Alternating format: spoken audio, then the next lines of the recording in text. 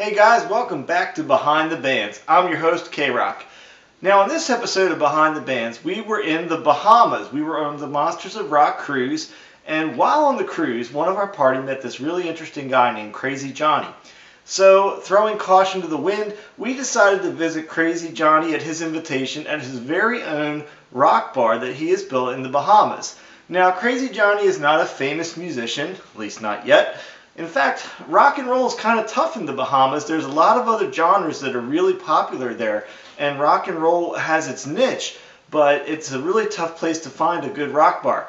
But we found Crazy Johnny on the ship, and we had a chance to interview Crazy Johnny live at his own nightclub in the Bahamas. All right, K-Rock here with Mid-Atlantic Rock Reviews.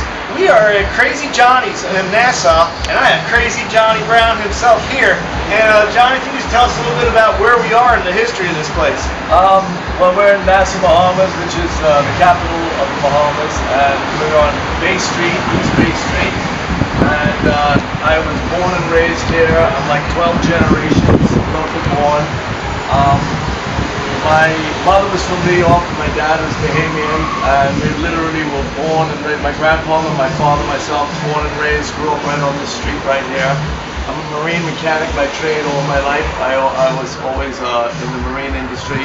But from a young boy, I knew I liked rock and roll. I mean, I got turned on to it. I was hooked when the Monkees, you know, the Beatles and the Rolling Stones. And from about all my life, all I ever wanted every time, I had a birthday, Christmas, always, what do you want? I wanted a drum. So in my first years, I would get just a paper drum, and that would be broken inside of a day or two, you know. I got my first snare drum at 10 years old.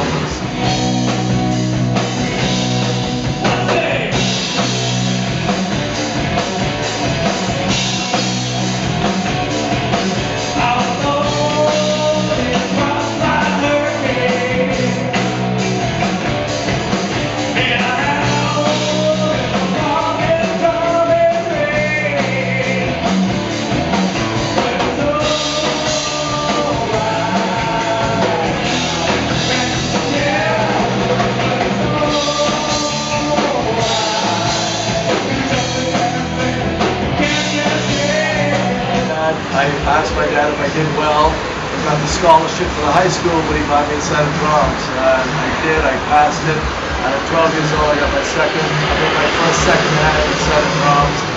And within 1 year, or less than a year, I was in a band with my local friends. And from 12 years on, I've been in and out of bands, playing only on the local level. And I'd always knew I wanted to, it was always rock and roll, even though I played soul and reggae and all the rest of the music that was, you know, popular with the local fare. And I had moments where I was in and out of it throughout my life, but I always wanted my own place. I was tired of not being able to go somewhere and enjoy rock and roll because it's all reggae and calypso and now hip hop and rap and all of that, you know. And I respect all those genres of music, but I am core rock and roll.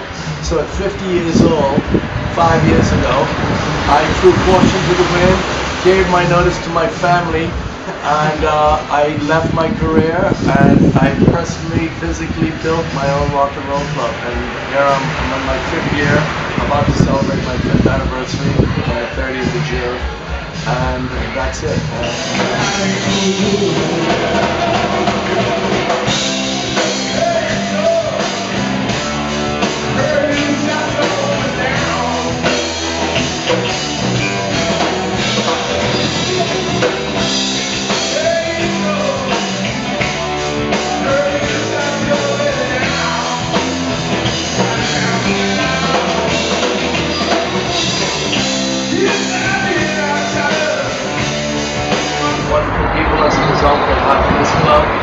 I mean, I've not really done tremendously successfully well as far as financially, but it's not about that for me. It's about the passion to be able to play my music and, you know, express to people how I feel and what's really in my heart. I've always said that the thing about me, the best way to describe me, is I got soul power in my veins and rock and roll in my heart. And that's Now, if you come into the to Nassau on a cruise ship. You're about a 10-minute cab ride away from Crazy Johnny's. Now, how often is it when people come to port? Are you open when cruise ships come in for live music? Unfortunately, my biggest failure has been my inability to tap into the foreign market. Unfortunately, cruise ships very seldom spend overnight. I only open 4 nights a week: Wednesday, Thursday, Friday, and Saturday. I have live music 1 night a week if I can. I struggle to even do that because it's really just such a tiny little market for rock and roll here in this country. You know, it's just it was a losing battle before I even started. So the cruise ships, no, they don't really. I really don't get any cruise ship business at all. I'm ignorant to this question. Who's the most famous rock and roll band to come out of the Bahamas? Is there a rock and roll band that came out of Bahamas? No, there was never any rock and roll bands to come out. Maybe you'll be it. Actually, you know what? There was a band in the 70s called the T Connection, and they did the song Funky Dancehall, which was a hit. Also later on in the 90s, there was a band called Bahamas, and they did that song Who Let the Dogs Out, which was very popular internationally. And so those are the only two that really leap to mind right now. We've had a couple of probably a noisy background. Yeah. It's all right. Of course. We've had worse. We've had a few great musicians. So one guy that plays here, his name is Tommy Giblin. He's a good friend of Eric Clapton. He's worked with Eric Clapton, and I think he's been on one of the shows. Really amazing guitars, primarily blues guitars. Well, we're going to get in and enjoy some of Crazy Johnny's. I want to thank Crazy Johnny for spending some time with us. This is K-Rock from Middle Egg Rock Reviews. Thank you very much. Stay crazy. Thanks.